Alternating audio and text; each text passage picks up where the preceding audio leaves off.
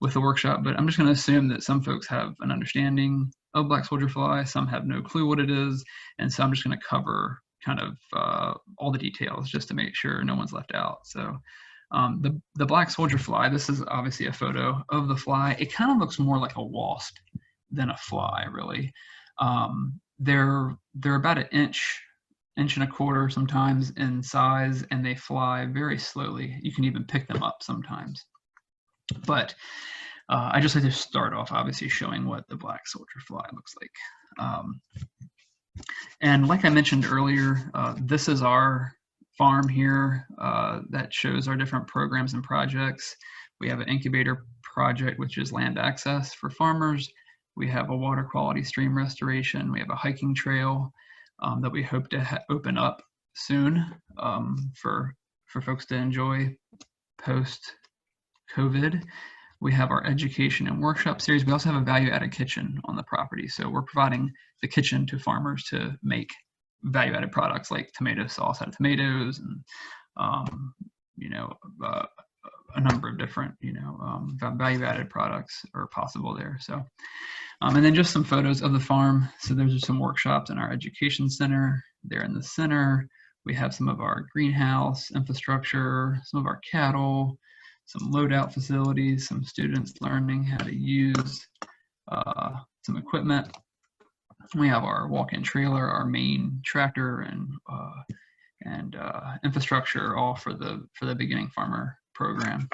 So I just like to show some photos so folks have context of what it looks like out there. So again, what is the black soldier fly? Okay, so this is the Latin name, not important, but it's a non-pest temperate climate, so it's naturally occurring in this area, and it can manage all types of different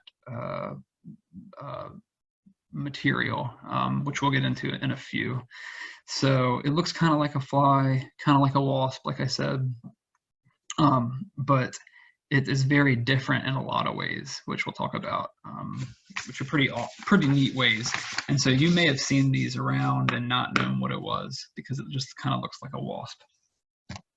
So what are the black soldier fly larvae and pupa? So when we talk about black soldier flies, I just showed you the actual fly, but what is actually produced and what we want is the pupa, which is what this image shows. So they look like maggots, but they're actually, they're not white like most maggots, and there's a lot of other facts that make them not maggots or typical housefly or blowfly larva pupa. These are the pupa, and you can see they have little beaks on them, and those beaks are used for eating. So I'm going to click over to a little video. I hope it works so y'all can see what amount of material these little pupa can eat when you feed them. So we're going to hop over. Let's see if this works well. So this should go to a video showing a hamburger being eaten by the pupa. So 4,500 pupa to one hamburger, and this is over 4 hours.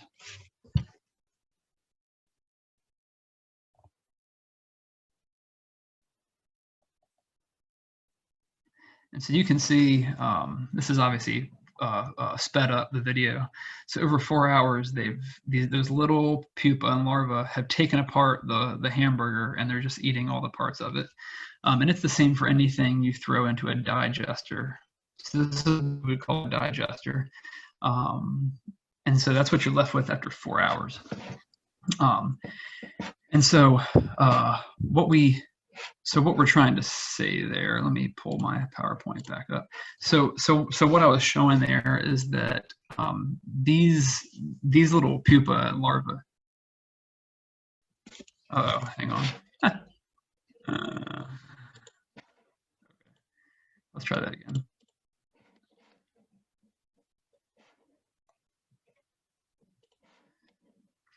Current slide. Okay. So these little pupa can eat so much, and you can put in all kinds of material, which we'll get into. So what is in that little pupa? ultimately a pupa. It's 45% protein, fat, and calcium. And we say calcium being bioavailable, and what that means is that it's able to be, if a little animal eats this pupa, that calcium goes into their body kind of immediately. So it's biologically ready to be used by whatever eats this pupa. And so, as you can see here, you can see there's a little beak on the end of it. It uses that to eat and move around, as well as burrow later in its life cycle. So these little pupa are full of really nutritious things that a lot of animals would like to eat, which is the benefit of these specific insects. So that kind of shows the layout of what's inside one of these pupa. And I'll share an interesting fact right now, which I might mention later. But once these pupa become flies flying around, they don't eat anything, and they live for 2 weeks. So what they're doing in this phase is they're consuming everything they're going to need to live for the next 2 weeks as a fly, which is kind of wild. So, which is a great benefit of the fly itself. It's not going to sting you, eat you, bother you. It's really chill, flies around slowly and doesn't go into buildings, and it doesn't have to eat anything because it's all stored inside of this phase of its life, which is the pupa, which is what makes them so useful as well. Okay, all right, so now we're going to talk about life cycle. So this is important because the life cycle can determine what's produced, how many pupa are produced, and it also dictates kind of how you design or feed your digester, which we'll show you digesters in a little while. So eggs, day 1 to 5, the adult has already laid some eggs. The eggs are really, really small. So there can be, that little pile of eggs is millions. And one laying, so when that fly lays one little package of eggs, there are 600 to 1,200 eggs in that one laying of the eggs. And so you can imagine if they're laying eggs all day long and there's 600 or 1,200 eggs each time, and all of those fall in and become larvae and pupa, obviously it's producing a ton of material, of pupa, to eat up the organic material that will feed it. So it goes from the egg stage into the larva. And I want to mention here, this larva is light colored. It kind of looks like a maggot, but it's not at all a maggot. A maggot is not a healthy thing to have around. A maggot can burrow into skin. It carries disease. These do none of that. This larva stage it's small like a maggot for a while, but it grows larger and larger. And it's rigid, it's flat, it has a beak. It's very, very different than a maggot that you might see in like a trash bag that you left out too long. So that is between 5 days and right around 19 days ish. And then once it goes through 5 molting stages, so it kind of releases its skin and gets a little larger, ultimately it becomes a pupa. And that's when they turn gray and they quit eating as much. So that's kind of the full grow out to the pupa phase, which is what we want to harvest off of that digester. And that's when they actually start to realize, okay, they're done growing, and they start crawling. And I'm going to show a little quick snippet of how they crawl, which is crucial to how amazing these little pupa stage insects are. It's self-harvesting is what I would call it. And so they hit the pupa stage, they crawl out of whatever material they're in, and then they use that little beak. I don't know if you can see my mouse, but this little beak here, it digs into the ground. So they fall out, dig into the ground, burrow themselves in the ground, and then hatch out a fly between days 33 and 38. So usually it's closer to 38, almost 40 sometimes. So the whole process takes a little over a month. And these, I'll go ahead and show the scale. So these little larvae, you can see that's a quarter for scale, for size. So you can see all these little white-ish colored larvae. And so these are already a few days old, and they're growing. They're starting to grow up in this material. And then as they get a little older, they begin to hit that pupa stage, that gray or darker color stage, and that's a dime. You can see in the background. Sorry, it's blurry, but they're more like 3/4 or an inch long. So that's a sense of scale. They grow from a tiny egg all the way up to this larger, darkish gray colored pupa, and you can see the beak on those really clearly as well. So I'll get into the details of the design of the build, if you're going to build one for your house or build one, or if there's one being built at like a city scale, but I'm not going to focus on that, of course. But they want to be, so as far as temperature goes, once it gets below 50 degrees, they start to become very inactive. So right now they're still very active in wherever you might find them.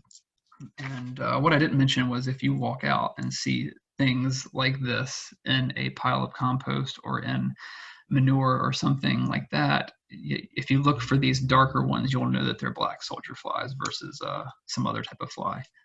Nothing looks like this aside from the black soldier fly.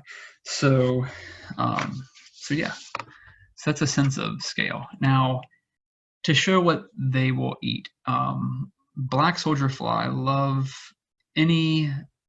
they'll eat a lot of different things. They won't eat bones, and they won't eat something that's really tough, like fibrous roots or something like that. Like you can't give them tomato plants and things like that, but they'll eat anything, any vegetable, any waste, especially manure, cow, chicken, pig.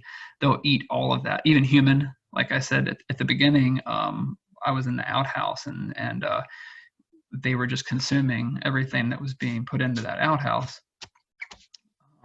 which has other uses because you don't have to clean it as much. But anyway, they'll eat garbage, they'll eat compost, they'll eat leftover trash.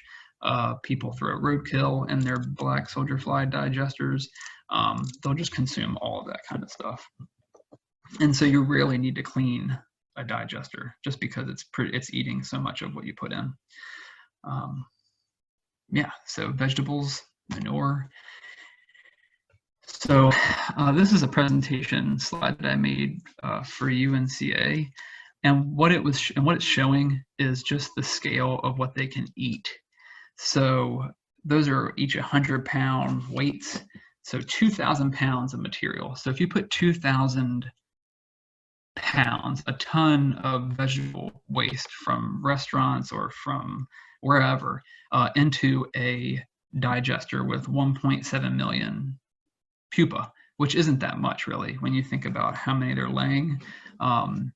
You, at the end of a day or two, you would end up with only 500 pounds of material left.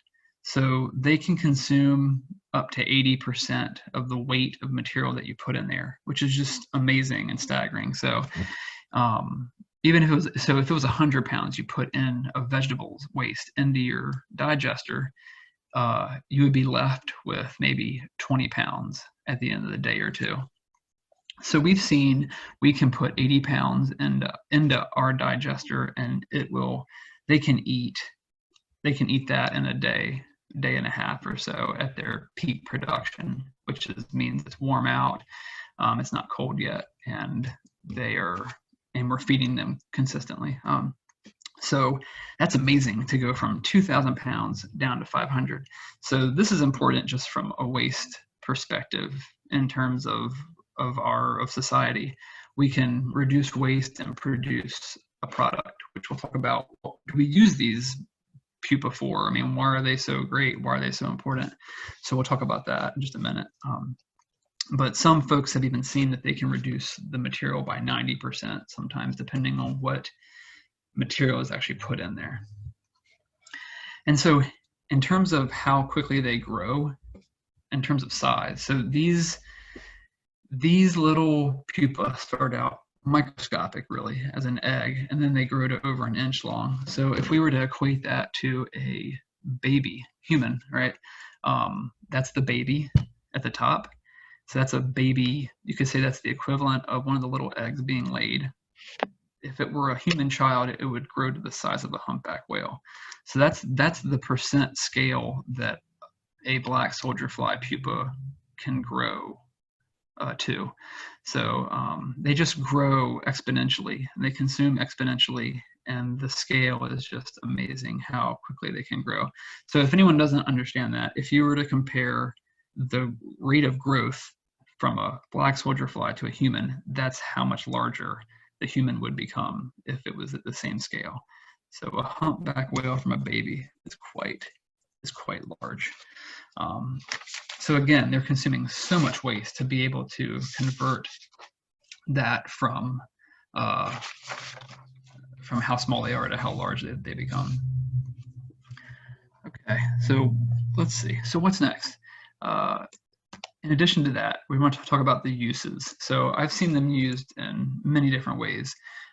In terms of a compost toilet, they reduce so much waste that you don't have to really mess with the toilet much at all. They can also become a soil amendment after you've fed them. You can use the waste, or you can actually run that through a worm bin system.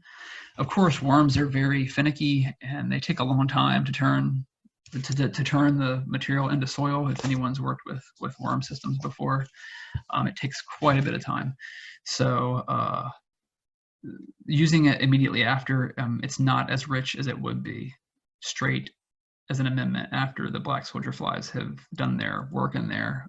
Running it through the vermicompost would make it a little more nutritious for plants. Value-added waste systems. So what that means is basically if Buncombe County wanted to start using black soldier flies to eat a lot of its waste, we would reduce landfill impact. We might not produce gases like we do, but we don't produce that much gas off of a landfill compared to the impact that black soldier flies could have in terms of reducing waste. So value-added waste systems, and I'll show what I mean about that in a minute with a visual. Livestock and aquatic feed. So this is the biggest market in terms of product, livestock feed. So they can be fed to ducks and chickens most commonly. So you can offset some of your chicken or layer feed. If you have chickens at home that lay eggs, you can feed them a certain percentage of their nutritional needs with black soldier fly pupa. I'll even show some basic self-harvesting systems. So it's kind of passive. All you do is add the waste. Also, aquatic feed is big. So these pupa can be ground down and used for fish feed. They can also be fed to, and this is the most common use right now, I think, is like reptile. So a lot of people are buying these from livestock stores, or what am I trying to say, farm stores, southern states and Tractor Supply, places like that, to feed their reptiles like iguanas and things like that. So they're already, the black soldier fly pupa are already a product that are being used and are being produced and are actually a product you can go buy right now. People just don't see them much, and they haven't caught on in any scale really here. Okay, so that's the livestock and aquatic feed. Swine means pigs, so a pig system. This is, I have an image of this that kind of shows the system, but basically there are systems set up where the pigs are producing waste. That waste falls through an open floor into the digester. So that's all passive. They just go right into the digester, and then the digester is down there, and the black soldier fly are working, and then they're crawling out of, all the pupa are crawling out of that system, and then that's the byproduct, and they're consuming the waste, so it doesn't become an environmental hazard. So that's a swine system, and I'll show some photos of that. Municipal scale waste management, I just mentioned. So where you see these black soldier fly systems typically is South Africa and Asia. usually not in the US.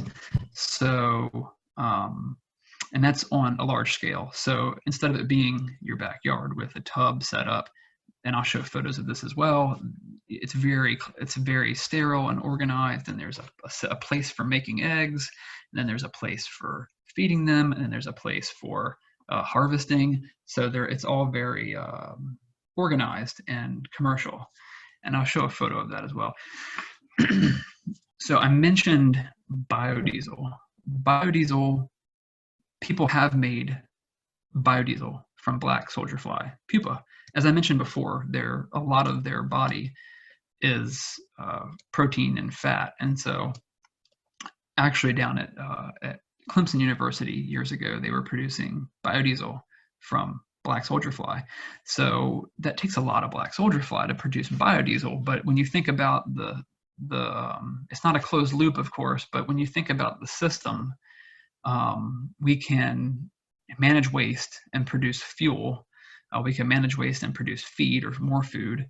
So there are different directions that the pupa value could go. It just depends on what makes the most sense, depending on the system and scale. So biodiesel has been made and run in vehicles from these black soldier fly. Pretty neat. So that's some of the uses.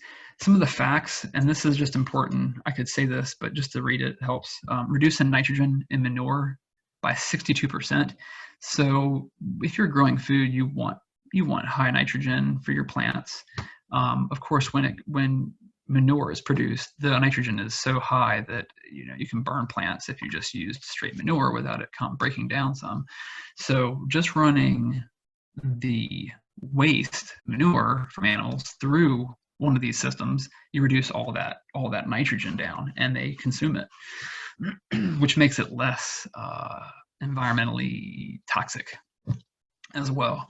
And 20% of that material that you're throwing and putting into your digester actually becomes pupa, or becomes the weight of the pupa. So that's a great conversion, or a great efficiency of eating, of use by the pupa. I said low maintenance digester. I'll explain what that means in a minute. Winged adults, they don't eat. They live 5 to 8 days, and then they're bye-bye. They lay their eggs, and then they die. 80% I mentioned already, reduction of material you put in, and this is a big deal. So they outcompete all other flies. And what I mean by that is they outcompete blowflies and houseflies. So if you had a fly issue and black soldier flies came into that environment, all the other flies would leave, because that's just how it works. And they're with the black soldier fly, and they don't like to go indoors. So if you have an indoor space, they naturally stay out of it, which is nice. No one likes having flies in the house, really. And so they stay out from buildings, and they outcompete other flies that aren't healthy or good to have around, really. We mentioned maggots earlier. You don't want regular housefly maggots around, so that you would never have that if you had these black soldier flies in that area. And self-harvesting. Okay. All right, we're through the facts.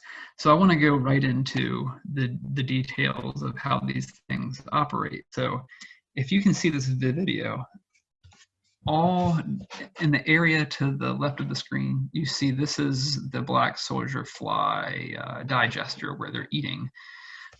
I said self-harvesting earlier, and this is what I mean. As soon as they reach maturity, so as soon as they reach their mature adult pupa age, they have a little beak, and they naturally, instinctively, it's in their brain, they naturally crawl up and out of the environment that they're in.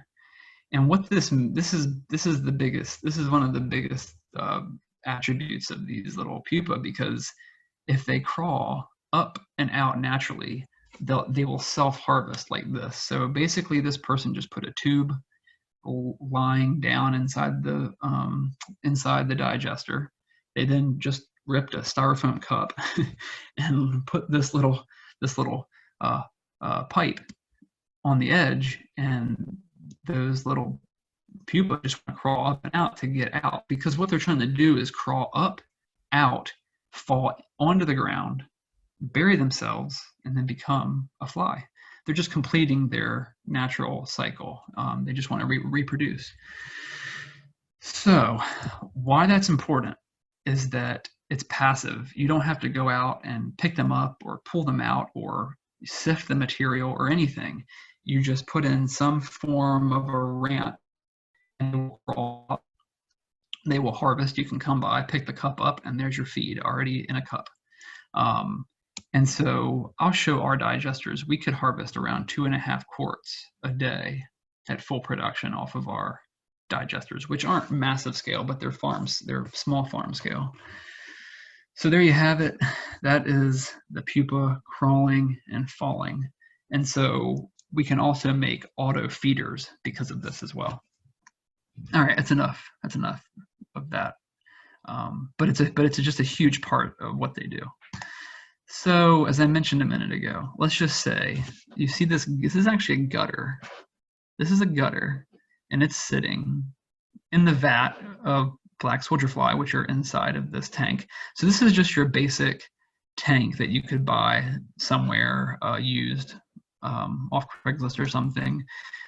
They just cut a hole out of the front. They throw in their compost. The black soldier fly are in here doing their work, and then they crawl up and out in this gutter. And when they crawl up and out, they fall out of the gutter and down into another gutter, which the chickens can then come over and eat from. So this is super passive. Literally, the only input aside from setting this up is you go throw your waste into that tub, and then everything else happens on its own. So the pupa crawl up, they crawl out, they fall in, and the chickens go, oh yeah, I'm gonna eat that. And they come over, eat that pupa, and that's it. And then of course you could take the chicken waste and turn that into a soil amendment, or you could feed it back into a black soldier fly system as well. So that is one example of a black soldier fly digester that's pretty simple, but I will show some others as well. And I just realized I haven't had my, let's see, I haven't had the, I'm looking for comments and I don't see it. So anyway, Isa, if there are any comments, just step in and let me know. I can't seem to, oh, chat, there are 6, hang on. So is everyone seeing, people weren't seeing the video, sorry. I can play that again. So how nutritious is the BSFL frass, which is the leftover material? How valuable is it without it going through a vermicompost system? So we have done some soil tests of the material, and it really has depended on what material we ran through the digester, but it was never nearly as valuable or as nitrogen. You know, you could just look at the main potassium and the NPK levels, and they weren't as high. I think they were about half of what a vermicompost system would produce. But with that said, a vermicompost system can take so long to produce anything, as opposed to the black soldier fly producing this material in a matter of days. So that is a big question that folks in the BSFL community have, is how nutritious is it? People pour the liquid off the bottom of these digesters and say, hey, this is like compost tea. Is it like compost tea? Not really. It's not as nutritious or as great of a fertilizer as compost tea, but it does have some nutrients. A lot of the nitrogen is sucked out by the pupa, but there is some left. And I can share those readings with folks after the workshop, some of those tests. But really what I tell people at workshops is the value isn't necessarily in the soil amendment. The value is in the pupa itself. So if you can offset feed costs and save money on feed, that's a positive. You could put that money into more compost work for soil amendments, or being able to process waste is really the benefit in the pupa, more than a soil amendment is how I see it. And that's and of course that varies depending on what you're putting in and scale. At a farm scale, this does not at all meet the needs in terms of soil fertility whatsoever. The waste of this, the product is the pupa really, and the ability to process waste. If you want to put it in waste and, if you want to put vegetable waste in windrows and let it break down and compost and flip it and all of that, of course, yes, great. That's just plain old composting. But again, I said it, the benefit is in the pupa itself. So I have the questions up. Sorry I missed those. All right. So next, I like to put up the percentage of feed. It kind of helps with folks seeing exactly what could be consumed by an animal. So chickens, if you were to break out their feed, a third green, a third grain, and a third protein in the form of black soldier fly. So it's still substantial depending on how many chickens you have and what you're raising, but you could easily, put in a third of black soldier fly. And if it's free choice, or if you give animals, chickens, the ability to eat as much or as little as they want, free choice, what that's called, they may eat more than a third, but you definitely don't want to not give them some greens and some grain. You don't want to just give them black soldier fly. That wouldn't be a very nutritious egg or bird. So if you put out, a third green, and you put out a bunch of the black soldier fly, they eat X amount, then that's obviously all that they needed. So, but still, it's a third of your feed cost could come down with the black soldier fly. And then with swine, they just say 15. There's not a lot of research on the feeding to pigs, but 15% of their protein fat needs, and that varies based on the breed, and it varies on what you're actually feeding them. So a lot of feed for pigs is already has it all built in. So it would need to be part of a larger feeding plan for the pig swine. But anyway, those are common. And then of course, like I mentioned earlier, fish. So fish feed once it's processed. Yes. So let's see what's next. Core design. Okay, here are the basics. So this is the meat of the situation here. We want to build a digester. Okay, what do you need? I have terrible graphics here just because there's little out there in the way of a graphic. So I have this terribly pixelated graphic at the bottom. Bear with that. But you need a tub. You need something that's going to hold the material. It needs to hold the vat of material. It could be a tub, a bucket. You could dig out a hole and beline it. You could build something on the ground sides, which I'll show in a minute. Anything to contain the waste and the black soldier fly. You need a ramp. So the ramp is here. It's where they climb up and out. You need some kind of ramp for them to self-harvest. You need a place to collect all of the pupa when they fall out. You can see it here. It's a little bucket. And then you need something for them to lay their eggs on. Now, the most common thing, and it's free, is just cardboard. If you grab some cardboard, in between the layers, you can see there's little openings. The black soldier fly like to lay their eggs right inside those little crevices. So cardboard is all you need. And then something to cover it with. You don't want it getting wet. You don't want wind. You just want to keep it kind of an enclosed system with a cover over it, but breathable. Okay, so that is the basics. Tub, ramp for them to climb out, a container to collect them in, cardboard or some other type of material that's has some little crevices for them to lay their eggs in, and then something to keep them covered. And of course, the material that you're. So a lot of, there are really some main manufacturers of digesters. Biopod is this brand, and there's a home version. So if you look on the left, that's your home scale version of the digester. And what that is there are 2 ramps up each side. You can see on the right image of that digester, there's ramps and there's a little slit at the top called the harvest slit, it says, and that's where they can fall through. And there's a little drain in the back. And so that's great for, here I have 4 to 5 adults using up about 5 pounds a day of leftovers and other things you could throw in. But that's $200, which is a lot of money just to have black soldier flies around. And then to step up to a larger scale, we're looking at this larger biopod, 20 to 25 pounds a day of meat, oil, dairy. I would say this could work for under an acre of biointensively grown crops, and that costs just $100 more, $300.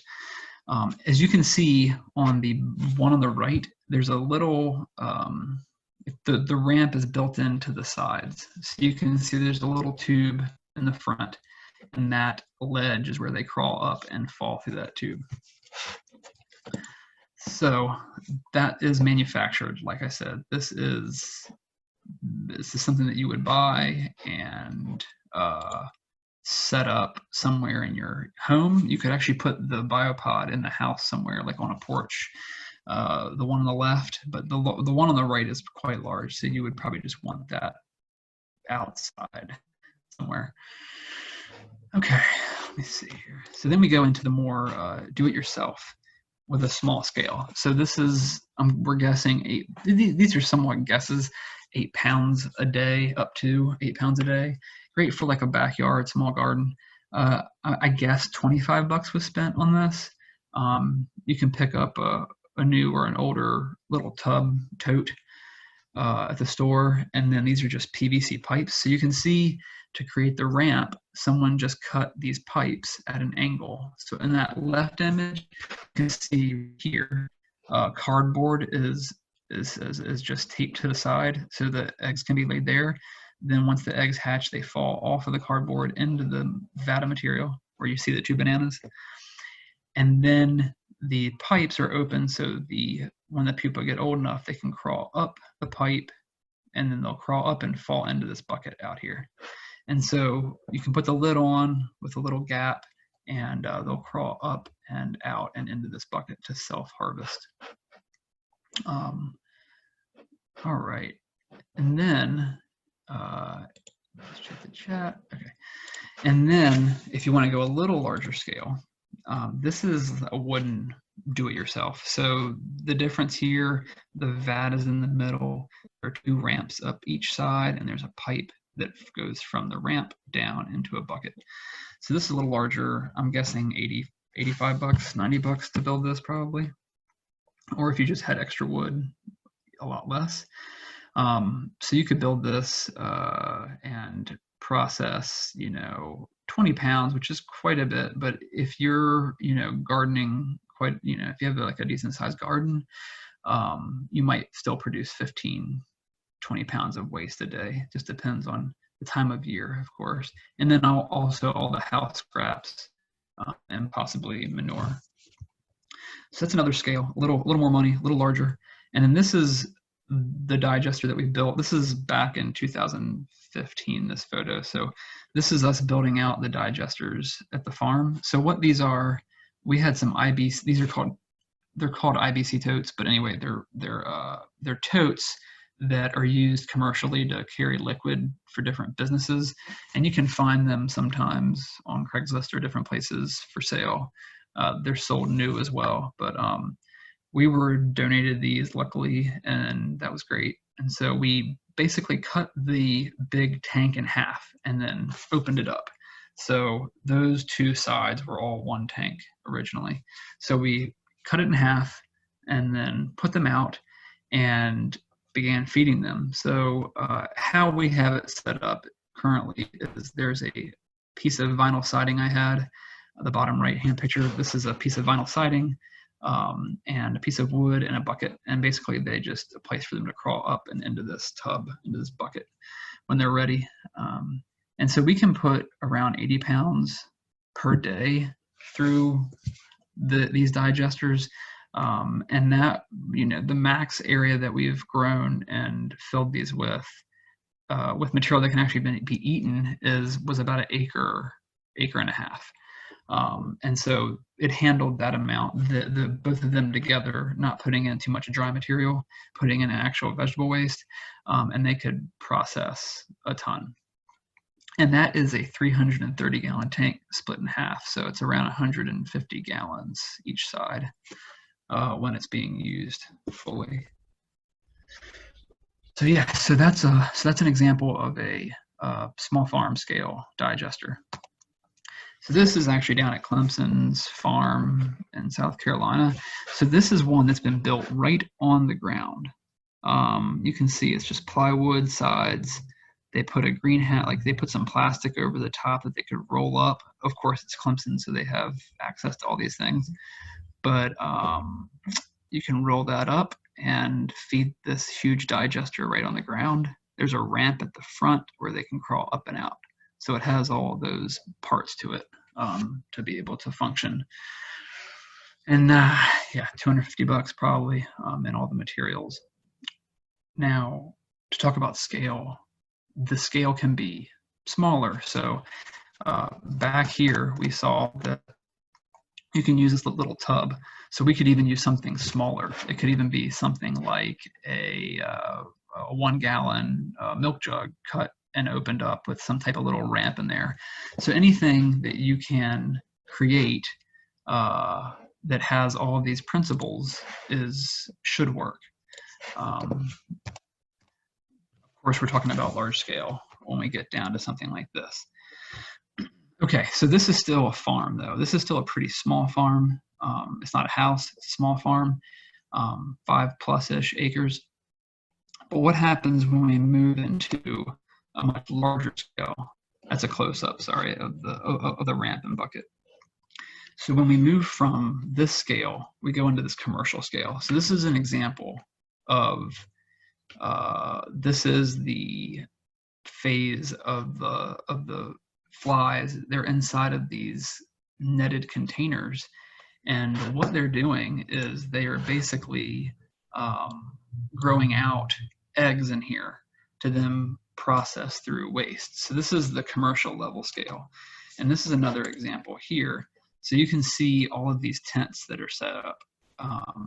This may be, I can't remember where this photo came from, but you can see the scale. There's so many flies in all those nets, and those are all processing and laying eggs to be run through other material. Let's see. A great question popped in from Sheely. Yes. So it's funny. A few of the pupa have to make it to the ground to burrow to become a fly. But in our experience, we've never had to initiate that. Somehow enough fell onto the ground to keep the system going. But if you have a very tight or small system, you always want to throw or let a few fall on the ground and find their way into the ground so they can burrow and become a fly to keep the cycle going.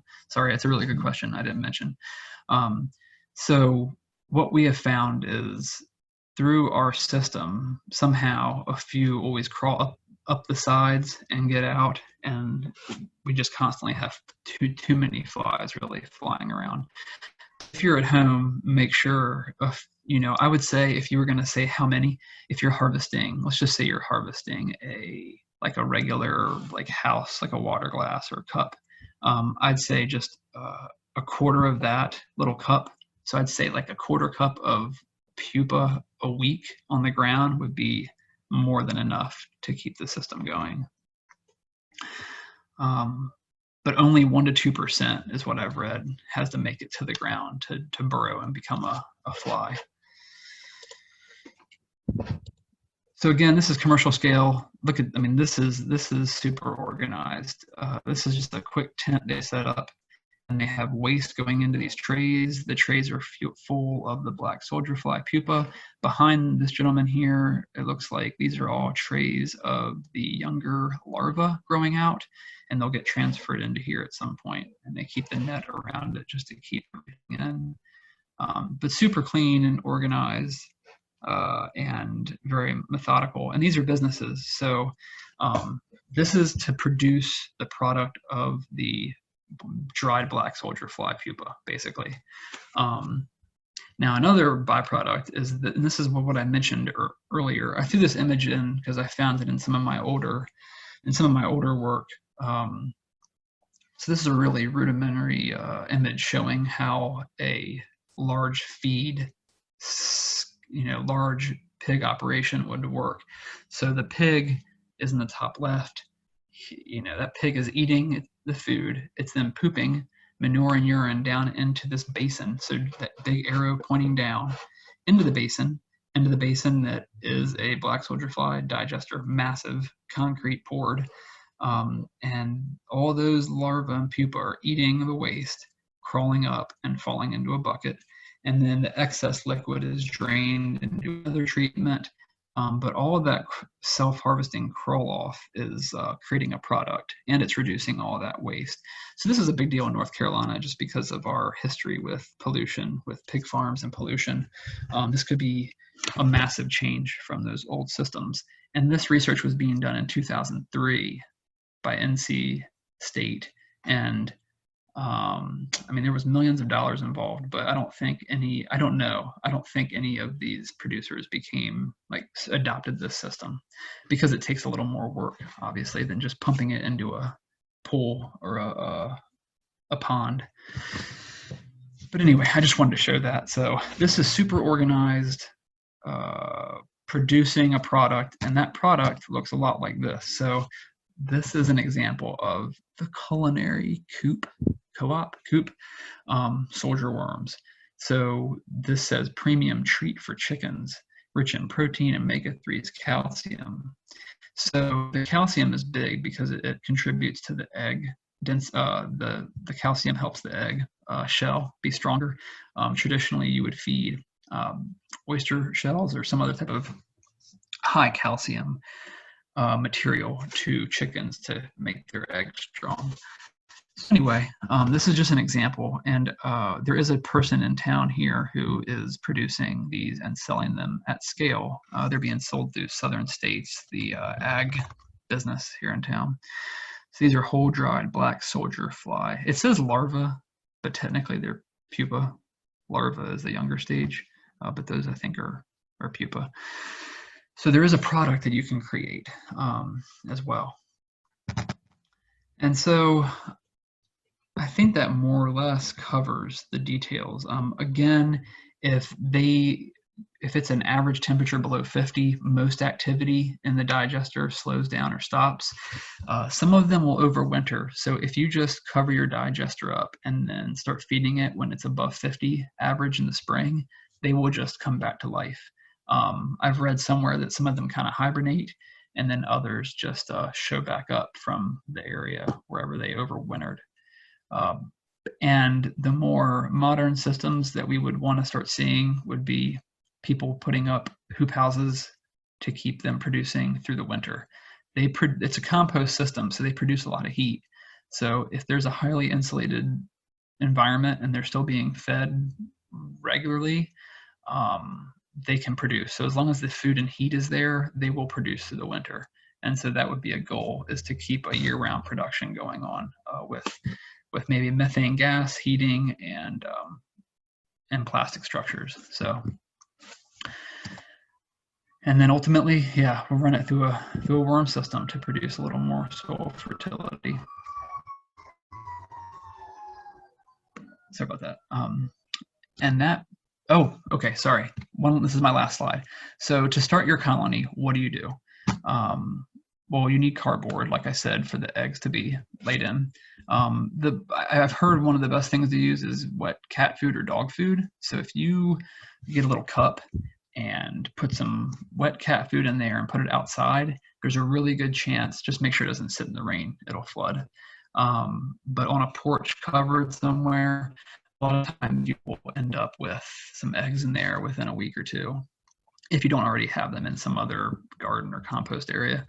And then once you put the cardboard on the edge of the tub that has the cat food in there, once you just look in the end of the cardboard in the little slits, and you will see little yellow eggs. They're very small.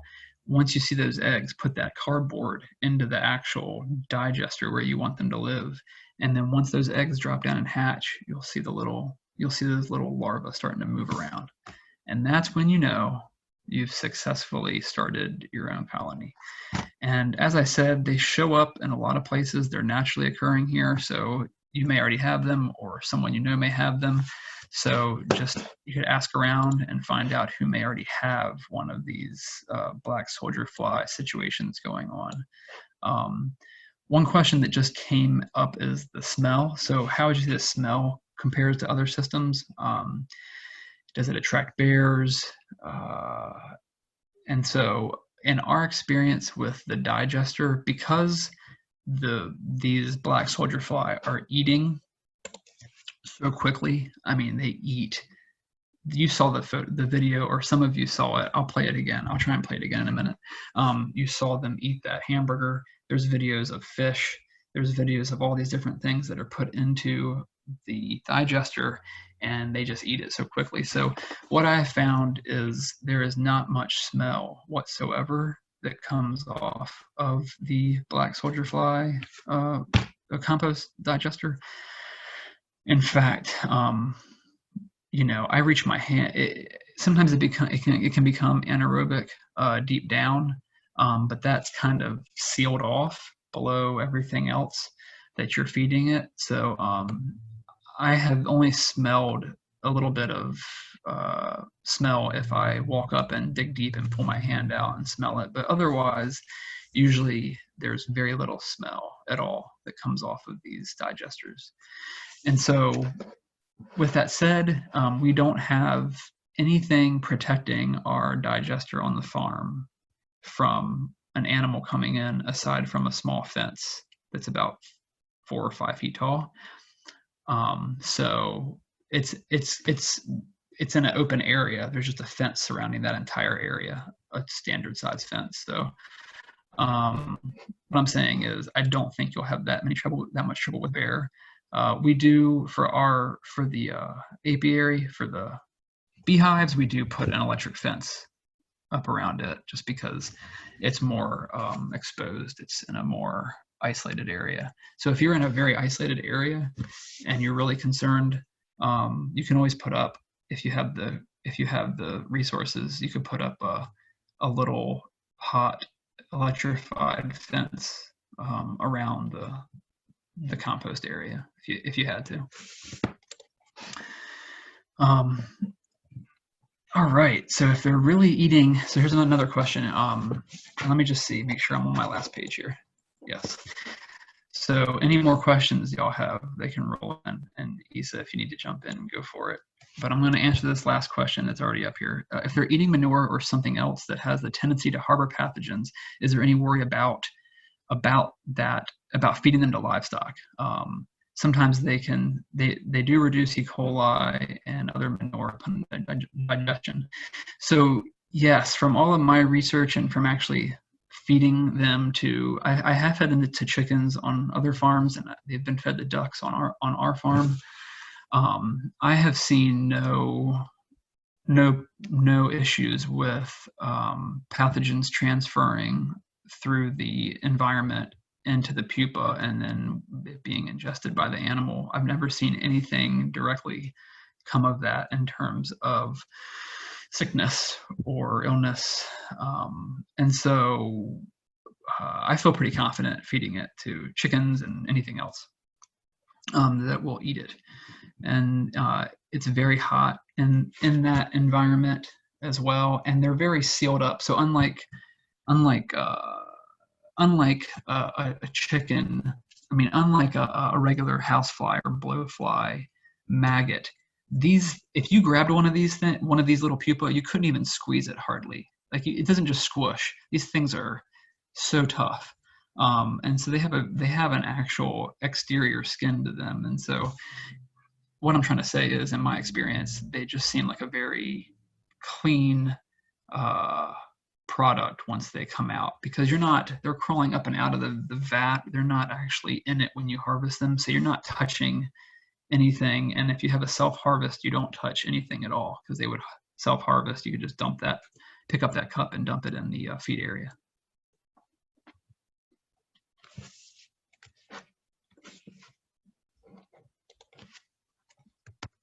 That's about the end of it, Isa.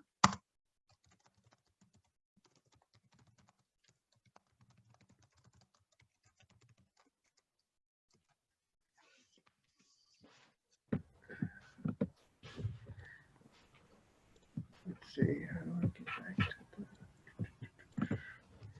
Hey, thanks, Chris. There you go. Yeah, thank you. Thank you so much. Thank you, everybody. All right, and then yeah, and you uploaded the file and then went to Kathy's email, so it's good to go. I'm gonna stop the recording now and see if that works. All right, stopping. Do you want to stop cloud recording?